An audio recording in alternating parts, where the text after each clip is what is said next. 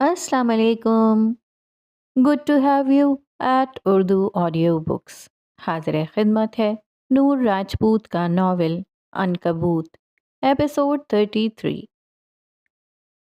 Joseph Palace کا وسیع و عریض ہال شام کے دھندلکے میں ڈوبا تھا. قیمتی قالینوں پر قدموں کی چاپ مدھم سنائی دے رہی تھی اور دیواروں پر آویزاں قدیم تصاویر اور شاہی نشانات ماضی کی داستانیں سنا رہے تھے. ہال کے عین وسط میں پیلس کے پرشکوہ لاؤنج میں جہاں وکٹورین فرنیچر اور ماضی کی عظمت کی بازگشت سنائی دے رہی تھی، مسٹر جوزف اپنے مخملی صوفے پر براجمان تھے. ان کے چہرے پر تفکرات کی لکیریں نمایاں تھیں یا شاید کسی گہرے ارادے کی چمک. لاؤنج میں مکمل خاموشی چھائی ہوئی تھی، سوائے باورچی خانے سے آتی ہوئی نینی اور نسا کی ہلکی پھلکی آوازوں کے. جارج، جو عام طور پر آس پاس ہی ہوتا تھا، اس وقت نظر نہیں آ رہا تھا. مسٹر جوزف نے ایک وفادار خادم کو اشارہ کیا، جس نے فوراً تعمیل کی اور حکم سننے کے لیے قریب آیا. سرگوشی میں دیا گیا حکم واضح تھا: جاؤ اور ولیم کو تہ خانے سے لے کر آؤ. خادم سر جھکا کر تیزی سے زینے چڑھنے لگا، کیونکہ تہ خانے کا وہ حصہ مسٹر جوزف کے کمرے سے گزرتا تھا. اس کے جانے کے بعد ایک بار پھر سے خاموشی چھا گئی. مسٹر جوزف کو اپنی دھڑکن صاف سنائی دے رہی تھی، لیکن وہ سر تاثرات لیے بیٹھے رہے. 10 منٹ بعد قدموں کی چاپ سنائی دی. تہ خانے کے اندھیروں سے نکل کر 2 ہیولے زینوں پر نمودار ہوئے. ایک خادم تھا اور دوسرا ولیم. ایک طویل، بہت طویل سال کے بعد ولیم کی آنکھوں نے دن کی روشنی دیکھی تھی. پیلس کے اندر کی مدھم روشنی بھی اس کے لیے بہت تیز تھی. اس کی آنکھیں چندیا گئیں، پلکیں تیزی سے جھپکنے لگیں. ایسا لگ رہا تھا جیسے اس کی پتلیوں نے روشنی کو پہچاننے سے ہی انکار کر دیا ہو. لیکن اس جسم میں اب بھی ایک عجیب سی مضبوطی اور وقار باقی تھا. اس کے پرانے کپڑے جو اسے کھلے ہوتے تھے اب وہ فٹ نظر آ رہے تھے. آنکھوں کی چندیاہٹ کے باوجود وہ سیدھا کھڑا ہوا اور ایک پر اعتماد چال کے ساتھ لاؤنج کی طرف بڑھا. ہر قدم کے ساتھ اس کی نظریں ارد گرد کے ماحول کا جائزہ لے رہی تھیں. وہی قالین، وہی دیواریں، وہی پینٹنگز جو کبھی اس کا گھر تھیں. ایک پورے سال کی قید کے بعد اپنے ہی محل کے لاؤنج کو دوبارہ دیکھنا اس کے لیے کسی عجیب خواب سے کم نہ تھا. مسٹر جوزف اپنی جگہ سے اٹھے اور ولیم کی طرف دیکھنے لگے. ولیم آہستہ آہستہ ان کی جانب بڑھ رہا تھا. 1 سال کی قید نے اس کے جسم پر گہرے اثرات مرتب کیے تھے. اس کے کندھوں کی ہڈیاں نمایاں ہو رہی تھیں، لیکن اس کے وجود میں ایک نئی سختی اور ارادہ پیدا ہو گیا تھا. وہ خرامہ بغیر کسی ہچکچاہٹ کے اپنے باپ کی طرف بڑھ رہا تھا. اس کے چہرے پر داڑھی تھی اور بال بے ہنگم سے کٹے ہوئے تھے. پہلی نظر میں اسے پہچاننا کافی مشکل تھا، کیونکہ چہرے پر وہ نشان اب اس کی پہچان تھا. ابھی وہ مسٹر جوزف سے چند قدم کے فاصلے پر ہی تھا کہ اچانک پیلس کا مرکزی دروازہ کھلا اور جارج اپنے دھیان میں اندر داخل ہوا. اس کی نظریں سیدھا ولیم پر پڑیں. ایک لمحے کے لیے وہ سکتے میں آیا. اس کی آنکھوں میں خوف اور حیرت تیر گئی. اسے شاید لگا کہ ولیم بھاگنے کی کوشش کر رہا ہے. بنا سوچے سمجھے وہ پوری رفتار سے ولیم کی طرف دوڑا. اس کے چہرے پر سراسیمگی چھائی ہوئی تھی. جیسے ہی جارج ولیم کے قریب پہنچا، ولیم نے رک کر اسے دیکھا. اس کے چہرے پر ایک عجیب سی غیر متوقع چمک نمودار ہوئی. وہ چمک جو برسوں کی محرومی، تکلیف اور پھر کسی گہرے عزم سے جنمی تھی. ایک پل کا توقف آیا اور پھر ولیم کے ہونٹوں پر ایک پراسرار مسکراہٹ پھیلی.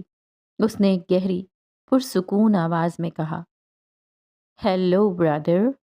اگلا لمحہ کسی دھماکے سے کم نہ تھا. اس سے پہلے کہ جارج کچھ سمجھ پاتا، ولیم کا مضبوط بازو پوری قوت کے ساتھ حرکت میں آیا. ایک گونجتا ہوا مکہ سیدھا جارج کی ناک پر لگا. ہڈی ٹوٹنے کی کرخت آواز لاؤنج میں گونجی. جارج کے چہرے پر کرب اور حیرت کے ملے جلے تاثرات آئے اور وہ لڑکھڑا کر فرش پر گر گیا. اب ولیم وہاں اپنے باپ کے سامنے پورے قد سے کھڑا تھا. اس کا جسم ایک فولادی ارادے اور پوشیدہ طاقت کا اظہار کر رہا تھا. مسٹر جوزف نے اپنے بیٹے کے مضبوط جسم اور اس کی آنکھوں میں بھری چمک کو دیکھا. ان کے اندر ایک سنسنی خیز لہر دوڑ گئی. یہ ان کا بیٹا تھا، جو 1 سال کی قید کے بعد ٹوٹا نہیں تھا، بلکہ مزید سخت اور خطرناک بن کر لوٹا تھا. لاؤنج میں خاموشی چھا گئی۔ صرف جارج کے کراہنے کی آواز اس سکون کو توڑ رہی تھی جو اس غیر متوقع اور پرتشدد تصادم کے بعد طاری ہوا تھا۔ وہ دونوں آمنے سامنے کھڑے تھے، دھڑکتے ہوئے دل لیے۔ جارج کے کراہنے کی آواز سنائی دے رہی تھی۔ اوندھے منہ پڑا اس کی ناک سے خون رس کر سرخ دھبا بنا رہا تھا جو اس کی ذلت آمیز شکست کا منہ بولتا ثبوت تھا۔ درد اور شرمندگی کے مارے اس کا جسم کانپ رہا تھا۔ اس کے مقابل مسٹر جوزف کے سامنے ولیم کھڑا تھا۔ اس کا سر اٹھا ہوا، کندھے چوڑے اور ہاتھ باادب انداز میں کمر کے پیچھے بندھے تھے۔ اس کی آنکھوں میں کوئی خوف نہیں تھا، کوئی ندامت نہیں تھی، ایک بے پناہ عزم اور اپنی ذات پر یقین کی چمک تھی۔ وہ اپنے باپ کا احترام کرتا تھا، ان کی حیثیت اور مرتبے کا پاس رکھتا تھا، مگر وہ ان کا غلام نہیں تھا۔ اس کا کھڑا ہونا، اس کا انداز، سب کچھ اس کی آزاد روح اور غیر متزلزل ارادے کی گواہی دے رہا تھا۔ مسٹر جوزف اپنے شاہانہ انداز میں کھڑے تھے۔ ان کے چہرے پر سختی اور آنکھوں میں سرد پن تھا۔ ان کی آواز ہال کی خاموشی میں گونجی، بھاری آواز۔ تمہیں قید سے رہائی دی ہے، آزاد نہیں کیا۔ ان کے الفاظ ولیم کے وجود سے ٹکرائے مگر اسے متزلزل نہ کر سکے۔ ولیم کے ہونٹوں پر ایک معنی خیز مسکراہٹ پھیلی جو بیک وقت تحقیر آمیز اور پرسکون تھی۔ اس نے گہری سانس لی اور اس کی آواز ہال میں ایک ارتعاش پیدا کر گئی، مضبوط اور پر اعتماد۔ آپ کو لگتا ہے ڈیڈ یہ زنجیریں، یہ بیڑیاں، یہ جوزف پیلس کی بلند و بالا دیواریں مجھے بھاگنے سے روک سکتی تھیں؟ اس کی نظریں ایک لمحے کے لیے چھت پر گھومی، گویا وہ قید کے ان دنوں کو یاد کر رہا ہو۔ میں نے وہ قید خود چنی، ہاں خود چنی، کیونکہ یہ ضروری تھا۔ اس کی آواز میں ایک گہرا راز پنہا تھا۔ میرے ایمان کے لیے ضروری تھا۔ ان الفاظ کو سنتے ہی مسٹر جوزف کی بھویں تن گئیں۔ ولیم نے ایک قدم آگے بڑھایا، اس کی آنکھوں کی چمک اور تیز ہو گئی۔ اور میں کامیاب ٹھہرا۔ اس کے لہجے میں فتح کا یقین تھا، کتھئی آنکھوں کی چمک ناقابل شکست تھی۔ اس قید نے اسے توڑا نہیں تھا بلکہ کندن بنا دیا تھا۔ اس نے اس آزمائش میں وہ پایا تھا جس کی اسے تلاش تھی۔ پھر اس کی نظر مسٹر جوزف کے چہرے پر جم گئی اور اس کے لہجے میں ایک افسوسناک نرمی آئی۔ پر افسوس، آپ جیت نہ پائے۔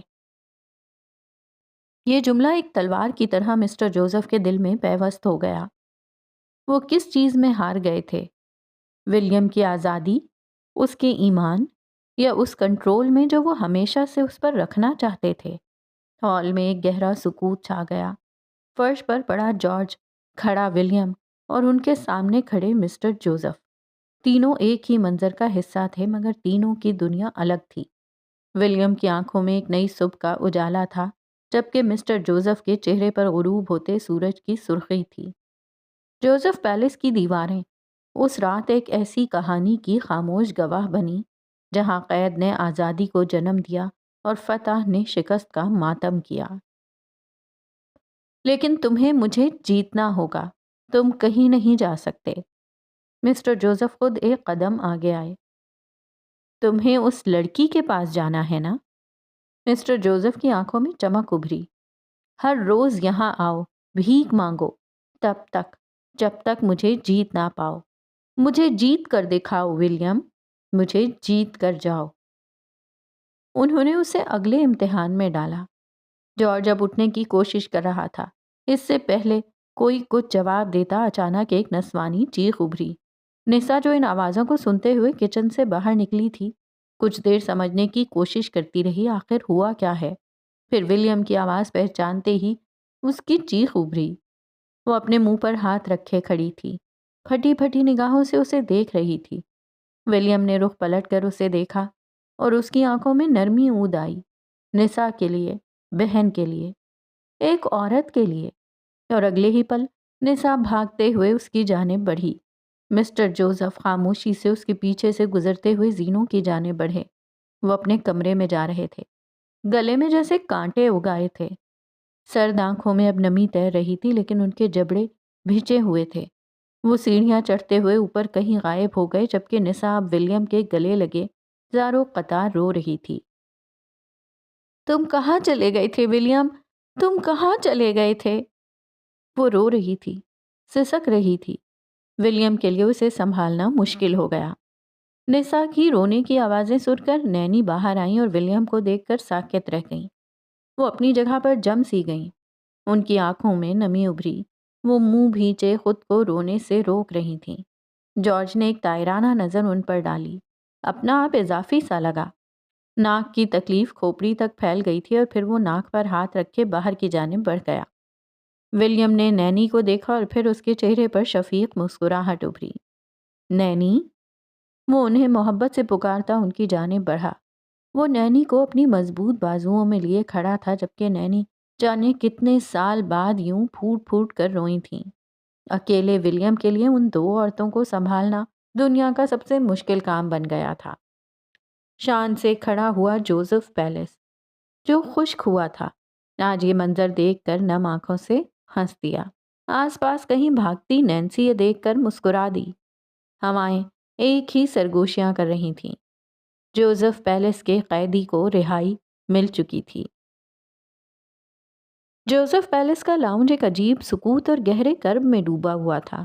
اونچی چھتیں اور قیمتی فرنیچر آج اس وسیع و عریض کمرے کے مکینوں کے غم کو چھپا نہیں پا رہے تھے۔ نسا اور نینی، جن کی آنکھوں سے آنسوؤں کی لڑی بہہ رہی تھی، ولیم سے لپٹی بیٹھی تھیں۔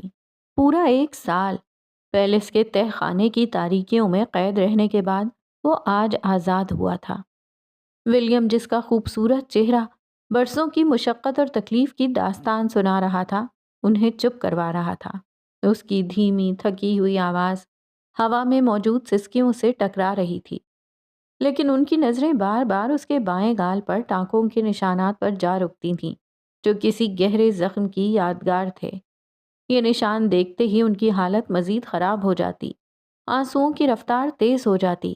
وہ انہیں تسلی دیتا، ان کے سنوں پر ہاتھ پھیرتا، مگر وہ اس 1 سال کی جدائی اور اس پر ہونے والے ستم کے خیال سے بے قابو ہوئے جا رہی تھیں۔ ولیم، اب کہیں مت جانا، نینی نے بھیگی آواز میں کہا، اور ان کی گرفت ولیم پر مضبوط ہو گئی۔ نسا نے بھی اس بات میں سر ہلایا جیسے کہہ رہی ہو کہ وہ اب اس کی جدائی برداشت نہیں کر سکتی۔ ولیم نے ایک گہری سانس لی۔ اس کی آنکھوں میں بے بسی اور پختہ ارادے کا ایک عجیب امتزاج تھا۔ دل گرفتہ انداز میں اس نے اپنا سر ہلایا۔ میں یہاں نہیں رہ سکتا نینی، ابھی نہیں۔ اس کی آواز میں درد تھا۔ میں ملنے آتا رہوں گا، وعدہ ہے، لیکن اس پیلس میں تب تک نہیں ٹھہر سکتا جب تک ڈیڈ کو جیت نہ لوں، جب تک انہیں یہ یقین نہ دلوا دوں کہ میں کیا ہوں۔ مجھے باہر نکلنا ہوگا، اپنے لیے محنت کرنی ہوگی، مجھے اپنی پہچان خود بنانی ہوگی۔ اس کے الفاظ مضبوط تھے مگر لہجہ بوجھل۔ اس کی آنکھوں میں وہی پرانی چمک دیکھنے کی تمنا تھی، وہی حوصلہ جو تہ خانے کی قید چھین نہ سکی تھی۔ نینی نے ماں کی ممتا سے سرشار ہو کر اپنے کانپتے ہاتھوں سے اسے کھانا کھلایا۔ ہر لقمہ پیار اور بے شمار دعاؤں کا مجموعہ تھا۔ آپ مجھے روزانہ کھانا بھیجتی تھیں، آپ نے وہ آیت بھیجی تھی تاکہ میرا حوصلہ بلند رہے۔ اس نے نوالا منہ میں ڈالتی نینی کا ہاتھ پکڑ کر پوچھا تو وہ روتے روتے ہنس دی۔ میں چاہتی تھی تم مضبوط بن کر باہر نکلو، اور دیکھو تم کامیاب ٹھہرے۔ نینی نے اس کے مضبوط بازو کو چھوتے ہوئے کہا تو وہ دھیرے سے ہنس دیا۔ وہ آج بھی انہیں اتنا ہی پیارا لگ رہا تھا۔ چہرے کے نشان نے اسے چاند بنا دیا تھا، جس پر داغ ہونے کے باوجود وہ سب سے حسین لگتا ہے، جو اسے منفرد بناتا ہے۔ نسا کے ماتھے پر نیل کا نشان تھا، جبکہ ہونٹ پھٹا ہوا تھا۔ وہ تو یہ سن کر ہی ساکت رہ گیا تھا کہ اس کی شادی ہو چکی تھی، اور وہ بھی جیکب سے۔ وہ نم آنکھوں سے مسکرا دی۔ یہ چوٹ کیسے آئی؟ ہمیں سکیڑے وہ پوچھ رہا تھا۔ وہ میں سیڑھیوں سے پھسل گئی تھی، وہ خود پر قابو پاتے ہوئے بولی۔ جانتی تھی وہ باقی 2 مردوں کو مطمئن کر سکتی تھی، پر ولیم کو نہیں۔ وہ 2 گھنٹے وہاں رکا رہا، 2 گھنٹے جو 1 سال کی دوری کے سامنے بہت کم تھے، مگر اس وقت ان کے لیے پوری کائنات تھے۔ پھر ایک اور الوداع کا وقت آ گیا۔ درد بھری آنکھوں اور بوجھل دل کے ساتھ ولیم جوزف پیلس سے باہر نکل آیا۔ شام ڈھل رہی تھی اور موری فیلڈ کی سرد مگر جاں فضا ہوا اس کے نتنوں سے ٹکرائی۔ ایک لمحے کو اسے لگا جیسے وہ پہلی بار سانس لے رہا ہو۔ زندگی کا ایک گہرا تازہ احساس اس کے اندر دوڑ گیا۔ وہ چلتا رہا، سڑکوں پر، گلیوں میں، جانے کتنے گھنٹے تک۔ اس کی ہر قدم ماضی کی قید سے دوری اور مستقبل کی طرف ایک نیا سفر تھا۔ تھکن حاوی ہونے لگی مگر اس کے قدم رکے نہیں۔ آخر کار وہ ایڈنبرا کے ایک چھوٹے سے مگر گرم جوش کیفے پر پہنچا۔ نیل کا کیفے، جو سب سے چھوٹا نہیں رہا تھا۔ نیل، جس نے ولیم کو کھو دینے کا درد محسوس کیا تھا، جس کے لیے ولیم کی قید ایک ذاتی صدمہ تھی، کاؤنٹر کے پیچھے کھڑا معمول کے کام کر رہا تھا۔ اس کی نظریں دروازے پر پڑیں اور وہ ساکت ہو گیا۔ کاؤنٹر کے سامنے کھڑے شخص کو بغور دیکھا، غیر معمولی سا احساس ہوا اور پھر ہاتھ میں پکڑا کپ گرتے گرتے بچا۔ سامنے ولیم کھڑا تھا، وہی چہرہ، وہی آنکھیں، مگر کچھ بدلا ہوا، کچھ تھکا ہوا، کچھ نشان زد۔ بے یقینی اور خوشی کے ملے جلے جذبات کے ساتھ نیل تیزی سے ولیم کی طرف بڑھا۔ ایک لمحے کے توقف کے بغیر وہ اس سے لپٹ گیا۔ اس کا گلا بھر آیا اور آنسو اس کی آنکھوں سے بہنے لگے۔ تم زندہ ہو؟ وہ ہکلایا۔ ولیم سے الگ ہو کر اس کے چہرے کو اپنے ہاتھوں میں لے لیا۔ وہ اسے چھو کر دیکھ رہا تھا، جیسے یقین کرنا چاہتا ہو کہ یہ حقیقت ہے، کوئی خواب نہیں۔ اس کے چہرے پر پڑے ٹانکوں کے نشان دیکھ کر نیل کا دل دکھ سے بھر گیا، مگر اس وقت صرف ولیم کی موجودگی ہی سب سے بڑی تسلی تھی۔ دونوں دوست ایک دوسرے کے ساتھ کھڑے تھے، سالوں کی جدائی اور اذیت کے بعد دوبارہ مل کر۔ نیل کے لیے یہ سال کی کیا، زندگی کی سب سے بڑی خوشی تھی۔ یہ منظر اب اسٹرلنگ کی ایک پرسکون گلی کا تھا۔ عیسیٰ ماموں کا چھوٹا سا کمرہ، جہاں سادگی اور سکون نے ڈیرا ڈالا ہوا تھا، آج ایک خاص نور سے منور تھا۔ عصر کی نماز ادا کی جا رہی تھی۔ ایک مصلے پر عیسیٰ ماموں تھے اور دوسرے پر ولیم۔ ولیم کی حالت اب اس رات سے کہیں بہتر تھی جب وہ نڈھال اور تھکا ہوا نیل کے کیفے پہنچا تھا۔ بال سلیقے سے بنے ہوئے تھے، چہرے پر ٹانکوں کا نشان اب بھی تھا، مگر اب وہ تکلیف دہ زخم نہیں بلکہ ایک امتحان سے گزرنے والے شخص کی نشانی لگتا تھا۔ جسم صاف ستھرا تھا اور ایک ایسی مہک آ رہی تھی جو کسی عطر کی نہیں بلکہ ایمان اور سکون کی تھی۔ 1 سال بعد عیسیٰ ماموں کے ساتھ یہ اس کی دوسری نماز تھی۔ پہلی نماز قید ہونے سے پہلے ان کے ساتھ ادا کی تھی۔ آج کی نماز میں ایک طویل تاریک سفر کے بعد اطمینان اور شکر کا احساس تھا۔ عیسیٰ ماموں جانتے تھے کہ ولیم ایک دن ضرور لوٹے گا۔ انہیں اس کی روح کی مضبوطی پر یقین تھا۔ سلام پھیرنے کے بعد دونوں مصلوں پر بیٹھے کچھ دیر ذکر کرتے رہے۔ پھر عیسیٰ ماموں نے مڑ کر ولیم کو دیکھا۔ ان کی آنکھوں میں بے پناہ محبت، فخر اور اطمینان تھا۔ وہ اٹھے اور ولیم کو ایک بار پھر گلے لگا لیا۔ یہ گلے ملنا صرف جسموں کا ملنا نہیں تھا، بلکہ دو روحوں کا روحانی سفر میں ایک دوسرے کو پہچاننا تھا۔ عیسیٰ ماموں نے اسے خود سے الگ کیا، اپنے کانپتے ہاتھوں سے ولیم کے چہرے کو چھوا۔ ان کی آواز جذبات سے بھاری تھی۔ معرفت کا تاج تم نے سجا لیا ہے ولیم، تم سے بڑا شہنشاہ کوئی نہیں۔ دنیا کے تخت عارضی ہوتے ہیں، دلوں پر بادشاہی ابدی ہے۔ ان کی آنکھوں میں نمی تھی۔ ولیم کی آنکھیں بھی نم ہو گئیں۔ اس نے جھک کر عیسیٰ ماموں کے دونوں ہاتھ تھام لیے، وہ ہاتھ جنہوں نے اسے زندگی کی تاریکیوں میں راستہ دکھایا تھا۔ آپ نہ ہوتے عیسیٰ ماموں تو شاید میں یہ راستہ کبھی طے ہی نہ کر پاتا۔ یہ آپ کی دعا اور رہنمائی ہے جس نے مجھے سنبھالے رکھا۔ اس کی آواز عقیدت اور تشکر سے لرز رہی تھی۔ ان کی گفتگو مختصر تھی، مگر اس میں وہ گہرائی تھی جو برسوں کے تعلق اور روحانی رشتے سے پیدا ہوتی ہے۔ کمرے میں موجود سادگی اور سکون ان کے پاکیزہ رشتے کی گواہی دے رہے تھے۔ اس کا ایمان بدل گیا تھا، پہلے سے مضبوط ہو گیا تھا، پر عیسیٰ ماموں کو وہ اب بھی پہلے والا ولیم لگا، جو ہنس ہنس کر اپنے باپ کی حالت کا بتا رہا تھا، جو انہیں بتا رہا تھا کہ وہ مکہ مار کر جارج کی ناک پھوڑ آیا تھا۔ اور مزید بتا رہا تھا کہ اسے مسٹر جوزف سے اپنے ڈاکیومنٹس حاصل کرنے ہوں گے تاکہ وہ پاکستان جا سکے، اور یہ تبھی ہوگا جب وہ انہیں جیت لے گا، اور اسے یہ جلد از جلد کرنا ہوگا۔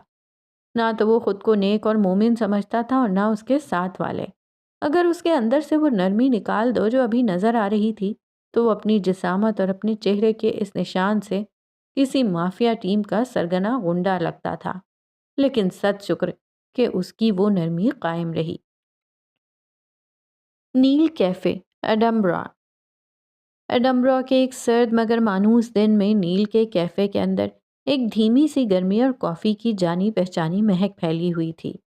کیفے کا یہ نسبتاً پرسکون گوشہ، جہاں کھڑکی سے باہر کی رم جھم بارش کا دھندلا منظر نظر آ رہا تھا، نیل اور ولیم کا مسکن بنا ہوا تھا۔ آمنے سامنے بیٹھے نیل کے چہرے پر معمول کی چمک تھی، مگر ولیم کی نظریں میز پر ٹکی تھیں۔ اس کے چوڑے کندھے قدرے جھکے ہوئے تھے جیسے کسی بوجھ تلے ہوں۔ ولیم نے بہت آہستہ سے، جیسے الفاظ کا چناؤ کر رہا ہو اور ان کی تپش محسوس کر رہا ہو، اپنی بات شروع کی۔ اس کی آواز دھیمی تھی مگر اس میں ایک عجیب سی بے بسی اور فیصلہ جھلک رہا تھا۔ میں مزید تم پر یا عیسیٰ ماموں پر بوجھ نہیں بن سکتا، مجھے اپنے پیسے کمانے ہوں گے۔ میں سوچ رہا ہوں یہاں تمہارے ساتھ کام کروں، میرا مطلب ہے نوکری۔ ولیم کے آخری لفظ نیل کے کانوں میں پگھلی ہوئے سیسے کی طرح اترے۔ اس کے چہرے پر جو لمحہ بھر پہلے تک پرسکون تھا، اچانک غصے اور شدید عدم یقین کی لہر دوڑ گئی۔ اس کی آنکھیں پھیل گئیں اور آواز اونچی ہو گئی۔ کیا کہا تم نے؟ اس نے تقریباً چیختے ہوئے کہا۔ تم میرے کیفے پر ایک معمولی نوکری؟ اس کا لہجہ اس صورتحال کو قطعی طور پر مسترد کرنے والا تھا۔ ولیم، میں یہ سن بھی نہیں سکتا، میں یہ برداشت نہیں کر سکتا۔ نیل کے لیے یہ محض ایک نوکری کا سوال نہیں تھا، یہ ولیم کے شایان شان نہ ہونے کا احساس تھا جو اسے تڑپا رہا تھا۔ ولیم نے اپنی جھکی ہوئی نظریں اٹھائیں، اس کی آنکھوں میں مجبوری صاف دکھائی دے رہی تھی۔ نیل، مجھے کہیں نہ کہیں کام تو کرنا ہی ہے، میں پوری عمر ہاتھ پر ہاتھ دھر کر نہیں گزار سکتا۔ اس نے اپنی بات جاری رکھی، اس کی آواز میں تلخی شامل ہو گئی تھی۔ ویسے بھی مجھے باہر کہیں مزدوری کرنی ہی پڑے گی، کیونکہ میرے سارے ڈاکیومنٹس، میرا پاسپورٹ، میری ڈگری، سب کچھ ڈیڈ کے پاس جوزف پیلس میں قید ہے۔ اس نے ایک ٹھنڈی سانس لی۔ جب تک ڈیڈ مجھے آزادی نہ دیں وہ مجھے نہیں مل سکتے، اور بغیر کاغذات کے تم جانتے ہو حالات کیسے ہیں، میں کہیں جاب نہیں کر سکتا۔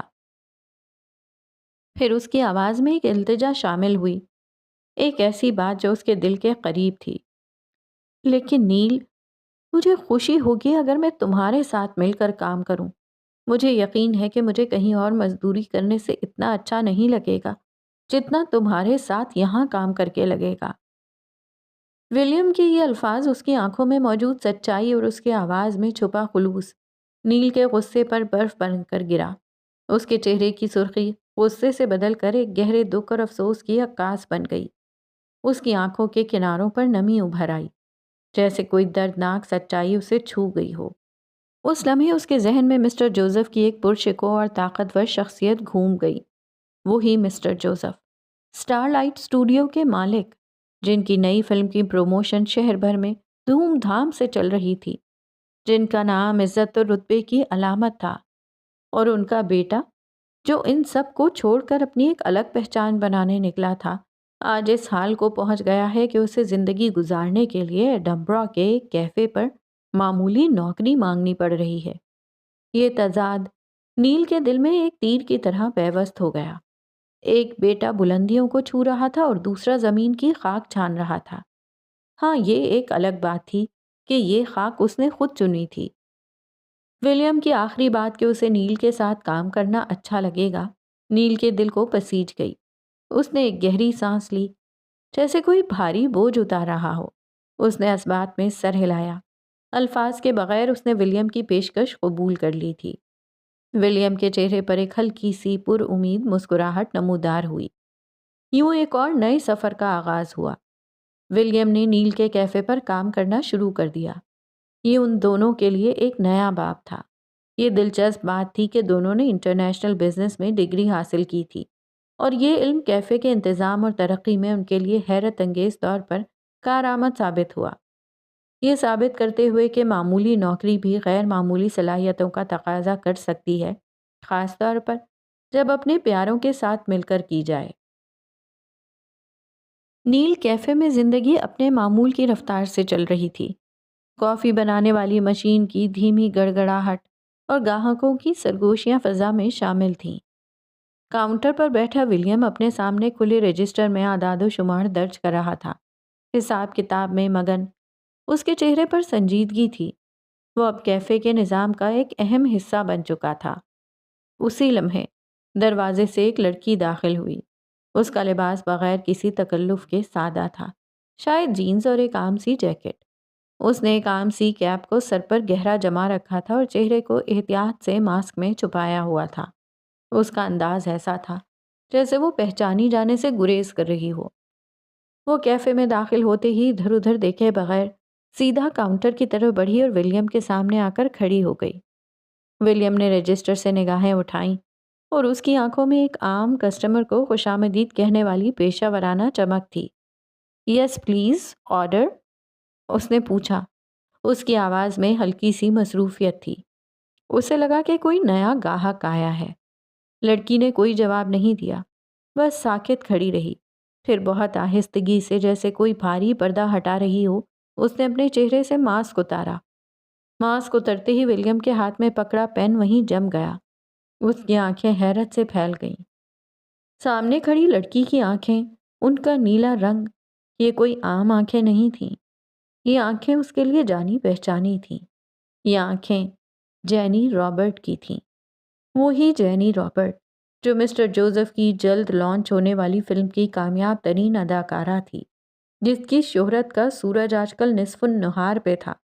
وہی جینی جس کا نام کہیں نہ کہیں اس کی قید کی وجہ سے بھی جڑا ہوا تھا۔ جینی کی نیلی آنکھیں سیدھا ولیم کی کتھئی آنکھوں میں دیکھ رہی تھیں۔ ان آنکھوں میں دنیا بھر کی شہرت کے بجائے ایک عجیب سی بے چارگی اور خوف بھرا تھا۔ اس کا وجود ہولے ہولے لرز رہا تھا، بہت معمولی سا، مگر ولیم نے اسے محسوس کیا۔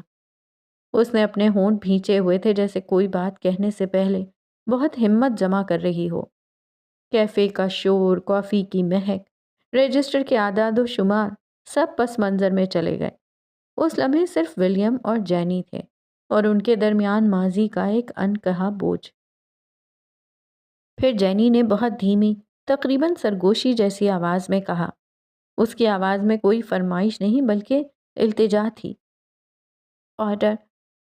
آرڈر میں آپ کے کچھ منٹ مل سکتے ہیں؟ ولیم لمحے بھر کے لیے ساکت رہا۔ جینی رابرٹ، جس کی فلم کے چرچے ہر زبان پر تھے، جس کے پوسٹر ایڈنبرا کی گلی ہر دیوار پر چسپاں تھے، جو گلیمر اور کامیابی کی علامت تھی، وہ ایک عام انسان کی طرح ایک کیفے کے کاؤنٹر پر کھڑے ہو کر اس سے، جو اب ایک آرڈر ٹیکر کا کام کر رہا تھا، چند منٹ مانگ رہی تھی۔ یہ تضاد اتنا گہرا تھا کہ ولیم کے چہرے پر ایک نرم سی مسکراہٹ پھیل گئی۔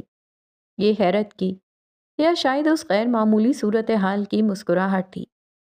جینی اس کے گال کے اس نشان کو دیکھتی رہی جو اس کے قید و بند کے مصائب بیان کر رہا تھا۔ ہاں ہاں بالکل، ولیم نے جلدی سے کہا۔ اس نے رجسٹر بند کیا اور جینی کو اشارہ کیا۔ ہم اس طرف بیٹھتے ہیں جہاں کوئی ہمیں دیکھے نہیں۔ وہ دونوں کیفے کے اس پرسکون گوشے کی طرف چلے گئے جہاں ولیم اور نیل اکثر بیٹھا کرتے تھے۔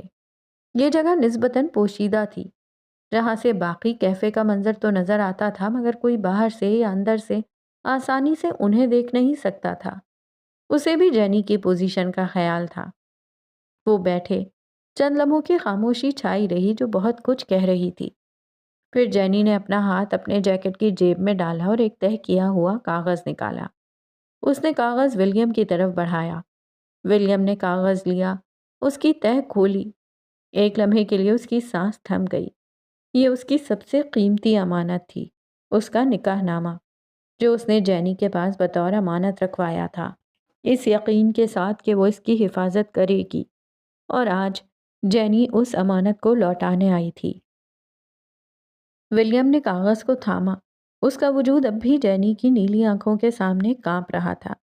یہ اس نے کہنا چاہا، پھر اس کی آواز رند گئی۔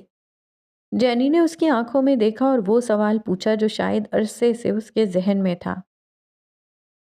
تمہیں مجھ پر اتنا بھروسہ کیوں تھا کہ تم مجھے اپنی امانت حفاظت کے لیے دو گے اور میں اس کی حفاظت کروں گی؟ جینی کی نیلی آنکھوں میں آنسوؤں کی نمی ابھر آئی۔ اس نے اپنے ہونٹوں کو ایک بار پھر بھینچا جیسے خود کو روک رہی ہو۔ بس مجھے بھروسہ تھا۔ ان دو لفظوں میں کتنی گہرائی تھی، کتنی انکہی کہانیاں تھیں۔ کچھ دیر اور خاموشی رہی اور پھر جینی نے، جس کی آنکھوں میں اب بھی نمی تھی، ایک اور سوال پوچھا۔ یہ سوال ایک خوف، ایک شک اور ایک امید کا ملاپ تھا۔ تمہیں یقین ہے جب تم پاکستان جاؤ گے تو تمہاری بیوی کسی اور کی نہیں ہو چکی ہوگی؟ یہ سوال سیدھا ولیم کے دل پر لگا۔ اس کی آنکھوں میں فجر کی تصویر گھوم گئی۔ اس نے ایک گہری سانس لی، جیسے اپنے اندر کی ساری طاقت جمع کر رہا ہو۔ اس کے چہرے پر ایک عجیب سا سکون اور مضبوط ایمان کا تاثر ابھرا۔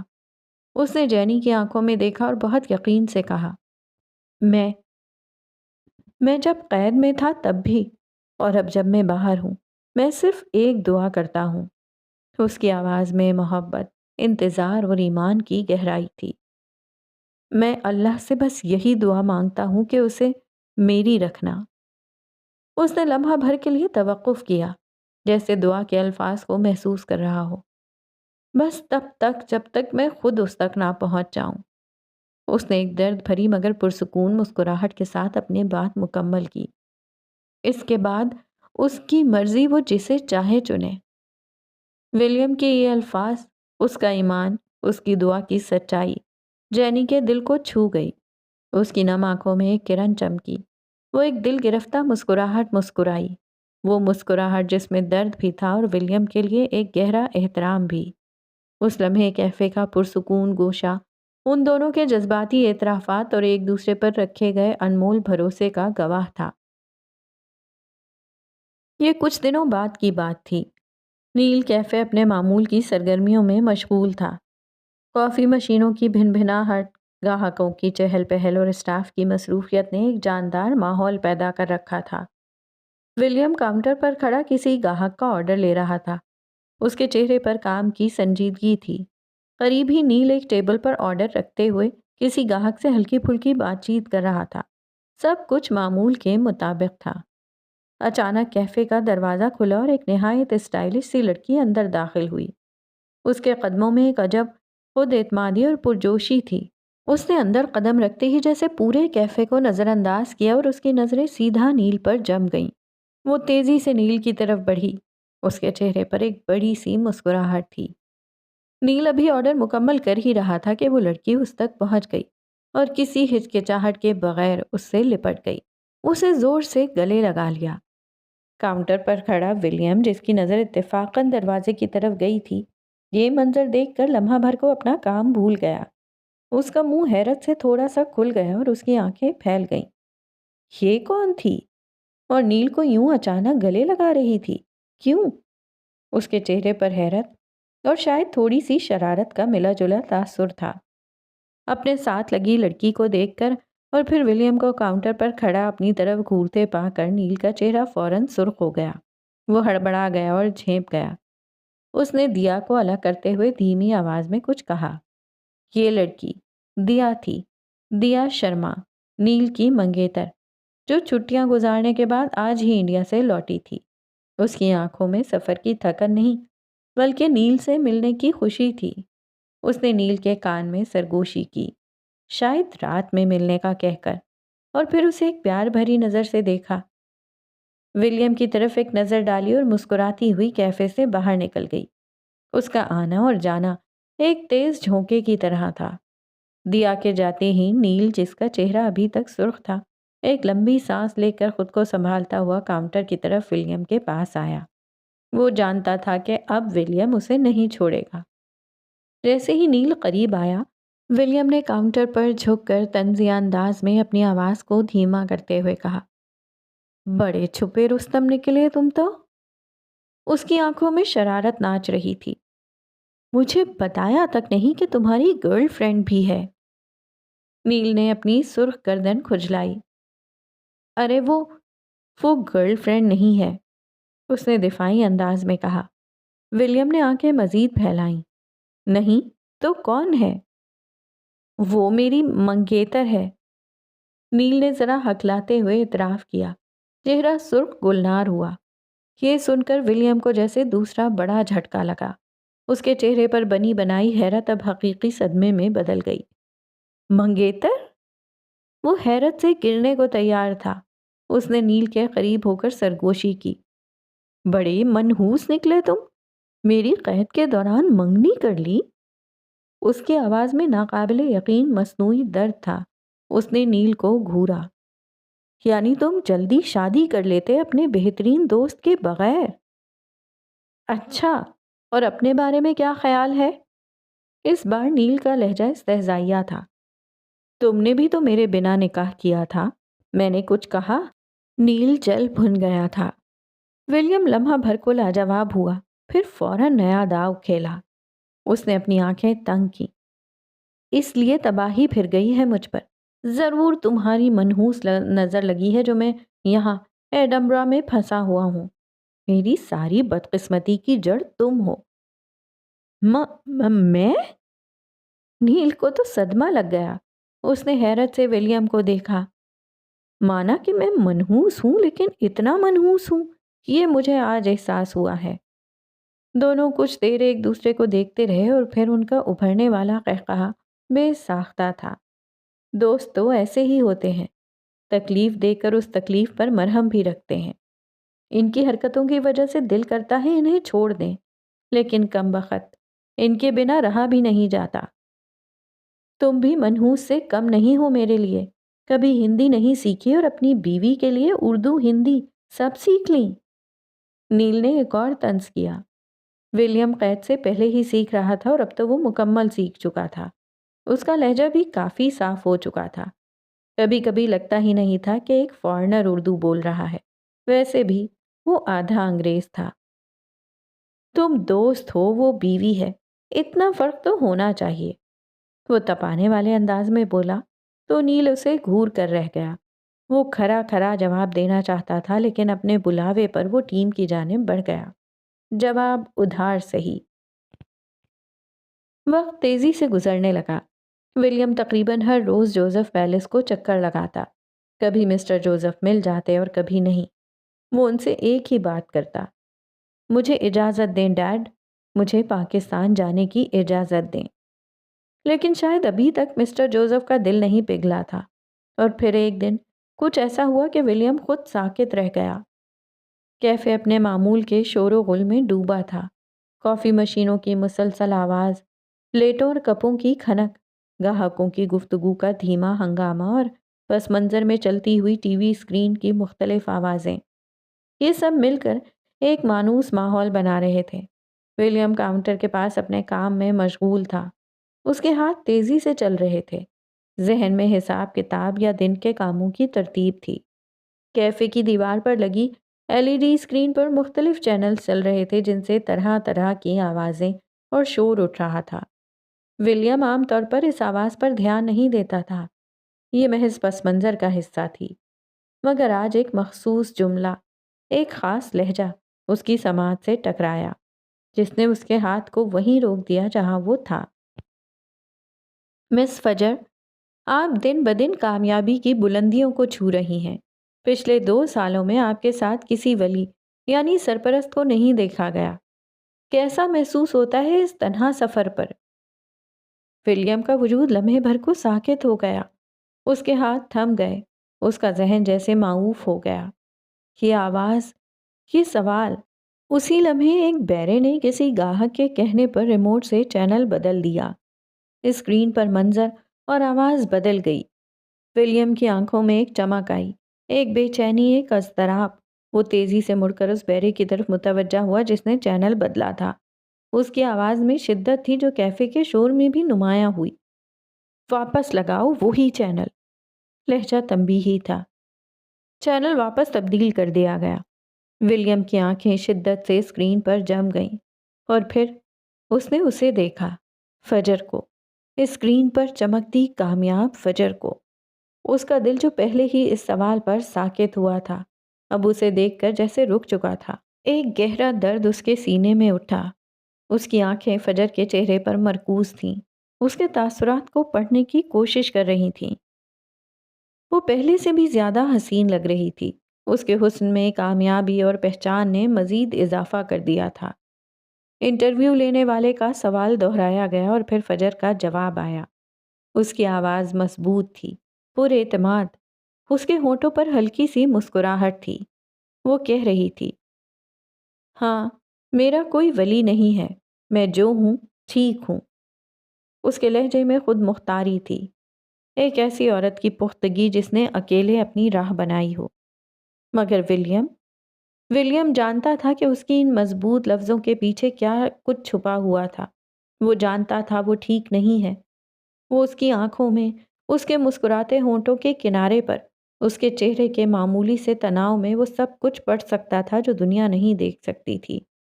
وہ اس کا ولی تھا، اور وہ یہاں ہزاروں میل دور تھا جب اس کی بیوی کو دنیا یہ طعنہ دے رہی تھی کہ اس کا کوئی ولی نہیں۔ اسکرین پر انٹرویو جاری رہا۔ منظر کچھ آگے بڑھ گیا، پھر ختم ہو گیا۔ آوازیں دوبارہ معمول کے مطابق مل گئیں، مگر ولیم وہیں اپنی جگہ پر ساکت کھڑا رہ گیا۔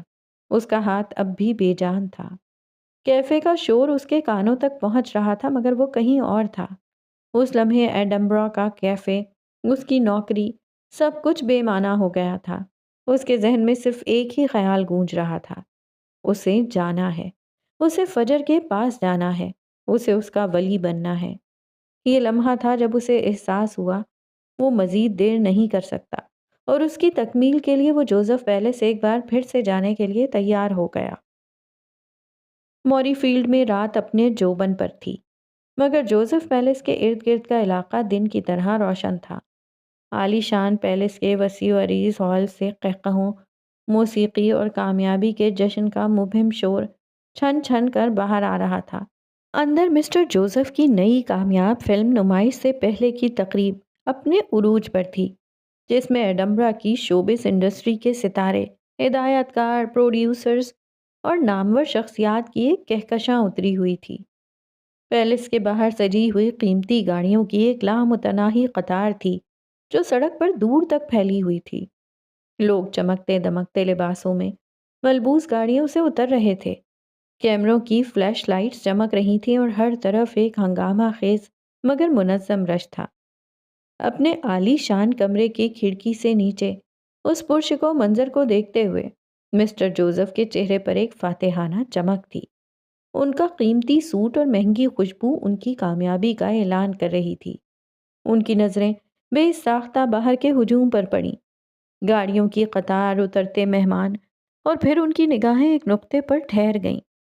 باہر مہمانوں اور گاڑیوں کے ہجوم سے ذرا ہٹ کر پیلس کے مرکزی دروازے سے کچھ فاصلے پر ایک کونے میں وہ کھڑا تھا، ولیم، کسی بھی چمک دمک سے عاری، ایک عام سے بغیر کسی تزئین و آرائش کے سادہ لباس میں، اس محل کا وارث جس پر اندر کے روشن دروازے بند تھے۔ وہ وہاں اکیلا کھڑا تھا، باہر کے رش میں بالکل الگ تھلگ، ایک اجنبی کی طرح۔ وہ ہمیشہ کی طرح ایک بار پھر یہاں آ گیا تھا، شاید اپنی قسمت کے فیصلے اور اپنی آزادی کا پروانہ مانگنے، تاکہ وہ جا سکے پاکستان، جہاں ایک نئی کہانی اس کی منتظر تھی۔ مسٹر جوزف کچھ پل ساکت کھڑے اسے دیکھتے رہے۔ ان کی آنکھوں میں کوئی تاثر نہیں تھا، صرف ایک گہری ناقابل فہم خاموشی۔ پھر انہوں نے پلٹ کر بغیر کچھ کہے کمرے سے باہر قدم نکالا۔ اگلے چند لمحوں میں مسٹر جوزف پیلس کے مرکزی دروازے کے باہر تھے۔ اندر کی روشنی سے نکل کر باہر کی قدرے کم روشنی میں آتے ہوئے ان کا چہرہ، ان کا سوٹ، ان کی وضاقتہ، سب کچھ مکمل اور بے عیب تھا۔ انہوں نے اپنے اس بیٹے کو دیکھا جو چند قدم کے فاصلے پر کھڑا تھا۔ لوگ جیسے بھول ہی گئے تھے کہ مسٹر جوزف کا ایک اور بیٹا بھی تھا، اور شاید یہی وہ چاہتے تھے۔ ولیم کے قریب پہنچنے پر اس کے چہرے کا نشان واضح ہوا۔ یہ داغ جیسے ان دونوں کے درمیان ایک نظر نہ آنے والی دیوار تھی۔ مسٹر جوزف نے اپنی پتلون کی جیبوں میں ہاتھ اڑسے۔ ان کی آواز سرد اور سپاٹ تھی۔ کہو، کیسے آنا ہوا؟ سوال میں کوئی گرم جوشی نہیں، صرف ایک رسمی دریافت تھی۔ ولیم نے اپنے باپ کے چہرے پر جمی سرد مہری کو محسوس کیا، لیکن اس وقت اس کے دل میں ایک ہی مقصد تھا۔ آپ کی اجازت مانگنے آیا ہوں ڈیڈ، ولیم نے کہا۔ اس کے الفاظ میں پختگی تھی، پھر اس کی آواز میں درد اور محبت کھل گئی۔ مجھے جانے دیں ڈیڈ، مجھے پاکستان جانے دیں، اس نے التجا کی۔ فجر کو میری ضرورت ہے۔ فجر؟ تو اس کا نام فجر تھا۔ یہ افق سے ملتا جلتا تھا۔ مسٹر جوزف کے اندر کچھ ہوا، بے چینی سی۔ آج میں نے اسے دیکھا، اس کا انٹرویو سنا۔ ولیم کی آنکھوں میں اسکرین پر دیکھے گئے منظر کی تکلیف جھلک رہی تھی۔ وہ کامیاب ہو گئی ہے، اس نے اپنی پہچان بنا لی ہے، مگر وہ اکیلی ہے۔ لوگ اسے پوچھتے ہیں کہ تمہارا کوئی ولی نہیں ہے۔ حلق میں کچھ اٹک گیا تھا۔ لیکن میں اس کا ولی ہوں، مجھے اجازت دیں ڈیڈ۔ اس نے اپنی ساری امیدیں، ساری التجا ان چند جملوں میں سمو دی تھیں۔ وہ اپنے وجود کے ٹکڑے کو واپس لانے کی اجازت مانگ رہا تھا۔ مسٹر جوزف اپنے لب بھینچے، سرد نگاہوں سے اسے دیکھتے رہے۔ ولیم کی التجا، اس کی آنکھوں میں چمکتی امید، فجر کا ذکر، یہ سب مسٹر جوزف کے اندر کسی چیز کو چھو رہے تھے، مگر ان کے چہرے پر پتھر کسی سرد مہری قائم رہی۔ ان کے ہونٹ کچھ کہنے کے لیے پھڑپھڑائے، شاید بہت کچھ کہنا چاہتے تھے، غصہ، مایوسی یا شاید کوئی شرط، مگر کوئی لفظ باہر نہیں آیا۔ خاموشی، ایک گہری تکلیف دہ خاموشی ان کے درمیان حائل رہی۔ آخر کار مسٹر جوزف نے ایک گہری سانس لی، جیسے کوئی فیصلہ کر لیا ہو۔ انہوں نے ولیم سے نظریں ہٹائیں، پلٹے اور بغیر کوئی جواب دیے پیلس کی طرف چل پڑے۔ بڑے دروازے کھلے، وہ اندر داخل ہوئے اور دروازے ان کے پیچھے بند ہو گئے۔ ولیم وہیں کھڑا رہ گیا، جوزف پیلس کے باہر، رات کی سرد ہوا میں، مہمانوں کی آمد و رفت کے بیچ۔ اس کے ہاتھ خالی تھے، اس کا دل خالی تھا، اس کی آنکھوں میں چمکتی امید دھندلا رہی تھی۔ وہ صرف ایک بیٹا تھا جو اپنے باپ سے اپنا حق، اپنی محبت کی اجازت مانگنے آیا تھا، اور جواب میں اسے صرف دروازوں کا بند ہونا ملا تھا۔ اندر جشن کا شور شاید اب اسے زیادہ دور اور زیادہ خالی لگ رہا تھا۔ وہ جو محل کا وارث تھا، محل کے باہر ایک اجنبی کی طرح کھڑا، ایک خالی دل لیے اپنی قسمت کو دیکھ رہا تھا، اور محل کی اوپری کھڑکی میں وہ کھڑا تھا، جارج، جس نے یہ سارا منظر دیکھا تھا، اور اس کے عقب میں نمودار ہوتی جینی، جس نے ولیم کو دیکھا جو اب پلٹ رہا تھا۔ کیا لگتا ہے وہ مسٹر جوزف کا دل جیت پائے گا؟ جینی نے اسے کھڑکی سے باہر نظریں جما کر پوچھا۔ وہ ولیم ہے، وہ ہمیشہ کی طرح جیت جائے گا۔ اس کے انداز میں پھیکا پن تھا، ایک دبی دبی سی حسرت۔ سوٹڈ بوٹڈ سا جارج اچھا لگ رہا تھا پر خاموش تھا۔ اس کے ہاتھ میں ڈرنک تھی، جینی کے بھی، وہ اب اس کے برابر کھڑی تھی۔ تم نے اسے اتنا ٹارچر کیسے کر لیا؟ کیسے؟ وہ حیرانی سے پوچھ رہی تھی۔ یہ سنتے ہی جارج کے چہرے کا رنگ فاق ہوا، پر اگلے ہی لمحے اس کی مضبوط آواز سنائی دی۔ کیونکہ اسے تکلیف صرف میں پہنچا سکتا ہوں۔ ڈیڈ کے علاوہ اسے کوئی ہاتھ لگاتا تو میں اس کے ہاتھ کاٹ دیتا۔ اس کے لہجے میں ایسا کچھ تھا کہ جینی نے چونک کر رخ موڑا۔ یہ تصویر کا وہ رخ تھا جو ابھی تک چھپا ہوا تھا۔ وہ اب بے چینی سے اسے دیکھ رہی تھی، جو ایک ہاتھ میں گلاس تھامے اور دوسرے ہاتھ کو پینٹ کی جیب میں اڑسے کھڑکی سے باہر دیکھ رہا تھا، جہاں کوہرا اترتا محسوس ہو رہا تھا۔ سردیاں پھر سے بڑھ گئی تھیں۔ ہم بھائی ہیں، ہم ایک دوسرے کا ناک بھی پھوڑ سکتے ہیں اور گلا بھی کاٹ سکتے ہیں، لیکن ہم دونوں کو ہمارے علاوہ کوئی اور نہیں چھو سکتا، اس نے بے تاثر آواز میں کہا۔ جینی خاموشی سے سنے گئی۔ جارج، کیا تھا وہ؟ مجھے لگا تھا تم ایک بے ضرر سے معصوم انسان ہو۔ جینی نے گہری سانس لی۔ جوزف پیلس کے مکین اس کی توقع سے زیادہ پراسرار تھے۔ میں ایک مانسٹر ہوں، وہ اپنی چمکتی آنکھیں لیے بولا۔ اندر کہیں تکلیف تھی۔ میں بھی، جینی کی آواز ابھری تو اس بار چونکنے کی باری جارج کی تھی۔ اس نے پلٹ کر جینی کو دیکھا۔ میں نے یہاں تک پہنچنے کے لیے کیا کچھ نہیں کیا۔ ایک بدلہ کہاں سے کہاں لے آیا۔ جس کے لیے اس پیلس کے اندر آنا چاہتی تھی وہ اب باہر ہے، اور کمال بات یہ ہے کہ میں اس تک کبھی نہیں پہنچ پاؤں گی۔ اس نے گردن پر آئے بالوں کو پیچھے گراتے کہا تو جارج بس اسے دیکھے گیا۔ یعنی ہم ایک جیسے ہیں؟ بے ساختہ اس کے لبوں سے پھسلا۔ ہاں شاید۔ جینی پھیکا سا مسکرائی تو وہ بھی مسکرا دیا۔ باہر اترتی رات مزید گہری ہوتی جا رہی تھی۔ یہ منظر جینی رابرٹ کے اپارٹمنٹ کا تھا، جہاں وہ ایک صوفے پر سکون سے بیٹھی فون پر کچھ ہدایات دے رہی تھی۔ اس کے سامنے بیٹھی اینا پریشان دکھائی دے رہی تھی۔ تم کیا کر رہی ہو جینی؟ اینا نے اس کے فون بند کرتے ہی بے چینی سے پوچھا۔ ان دو بھائیوں کو الگ کیا تھا، اب قریب لانے کی کوشش کر رہی ہوں۔ تمہیں لگتا ہے ولیم اسے بچائے گا؟ ہاں، وہ جوزف برادرز ہیں، ایک دوسرے سے کتوں کی طرح لڑ سکتے ہیں پر ایک دوسرے کے لیے جان بھی دے سکتے ہیں۔ اس کے لہجے میں کچھ ایسا تھا کہ اینا خاموش ہو گئی۔ ہوائیں تیزی سے موری فیلڈ کی جانب جاتی سڑک پر مڑی۔ رات اپنی پوری تاریکی کے ساتھ چھا چکی ہے۔ ایڈمبرا سے موری فیلڈ کو جاتی سڑک درختوں کے جھنڈ میں گھری ہوئی تھی، جہاں چاند کی روشنی بھی بمشکل چھن کر پہنچ رہی تھی۔ ہوا میں خنکی تھی اور ایک پراسرار خاموشی طاری تھی جسے کبھی کبھار دور سے آتی کسی گاڑی کی آواز یا ہوا سے سرسراتے پتوں کی آواز توڑ دیتی تھی۔ سڑک سنسان تھی، اکا دکا گاڑی ہی یہاں سے گزرتی تھی۔ اسی تاریک اور سنسان سڑک پر جارج جوزف کی گاڑی تیز رفتاری سے موری فیلڈ کی جانب بڑھ رہی تھی۔ مشہور شخصیت اور نامور پروڈیوسر مسٹر جوزف پیٹرسن کا بیٹا ہونے کے باوجود آج حیرت انگیز طور پر وہ اکیلا تھا، بغیر کسی سیکیورٹی گارڈ یا عملے کے۔ اس کی پیشانی پر ہلکے پسینے کے قطرے تھے اور وہ بار بار بے چینی سے پیچھے دیکھ رہا تھا۔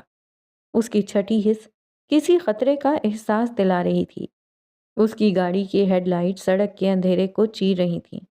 اچانک ایک موڑ مڑتے ہی دو پرانی گاڑیاں سڑک کے بیچوں بیچ آتے ہوئے اس کا راستہ روک گئیں۔ جارج نے بمشکل بریک لگائی۔ اس سے پہلے کہ وہ کچھ سمجھ پاتا، گاڑیوں سے چند بدحیت مضبوط جسموں والے غنڈے اترے۔ ان کے چہروں پر سنگ دلی اور آنکھوں میں واضح دشمنی تھی۔ انہوں نے تیزی سے جارج کی گاڑی کو گھیرا اور زبردستی دروازہ کھلوا کر اسے باہر گھسیٹا۔ جارج مزاحمت کرنے کی کوشش کرتا رہا مگر تعداد میں کم ہونے اور اچانک حملے کی وجہ سے بے بس تھا۔ غنڈوں نے بغیر کچھ کہے سنے اس پر لاتوں اور گھونسوں کی بارش کر دی۔ کون ہو تم لوگ؟ کیا چاہتے ہو؟ جارج درد سے کراہتے ہوئے پوچھ رہا تھا مگر جواب میں اسے ایک اور زوردار ٹھوکر پیٹ میں لگی۔ وہ زمین پر گر گیا، کیچڑ اور دھول میں لت پت۔ غنڈے اسے بے رحمی سے مار رہے تھے۔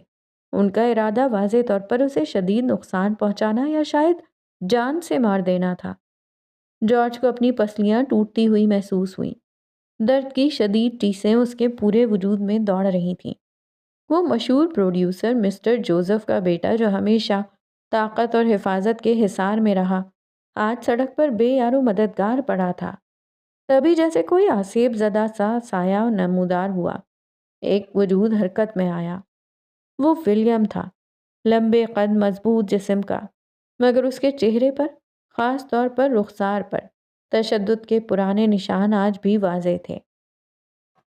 وہ ٹانکے جو جارج کے حکم پر لگائے گئے تھے تشدد کا نتیجہ تھے۔ اس کی آنکھیں کسی شکاری جیسی سرد، پرخطر اور گہری تھیں، جن میں ماضی کی اذیت اور حال کی نفرت صاف جھلک رہی تھی۔ وہ کسی جن کی طرح خاموشی سے مگر ایک ناقابل بیان تیزی کے ساتھ وہاں پہنچا۔ اسے جینی نے کال کی تھی۔ جارج کسی خطرے میں ہے، اسے تمہاری ضرورت ہے، اس کا ابھی ابھی فون آیا ہے، کوئی اس کا پیچھا کر رہا ہے۔ یہ دراصل جارج اور جینی کی ملی بھگت تھی تاکہ ولیم اور جارج کے درمیان کا فاصلہ کم ہو سکے۔ ولیم کی نظر سڑک پر پڑے درد سے دوہرے ہوتے جارج پر پڑی۔ ایک لمحے کے لیے وہ ساکت کھڑا رہا۔ اس کے چہرے پر کوئی تاثر نہیں ابھرا، سوائے آنکھوں میں چمکتی سرد ناگواری کے۔ پھر ایک زہر بھری طنزیہ مسکراہٹ اس کے ہونٹوں پر پھیلی اور پھر دھیمی مگر واضح آواز میں کہا، ہیلو بردر۔ کے الفاظ سن کر غنڈے چونک کر اس کی طرف مڑے اور جارج بھی درد کے باوجود سر اٹھا کر ناقابل یقین نظروں سے اسے دیکھنے لگا۔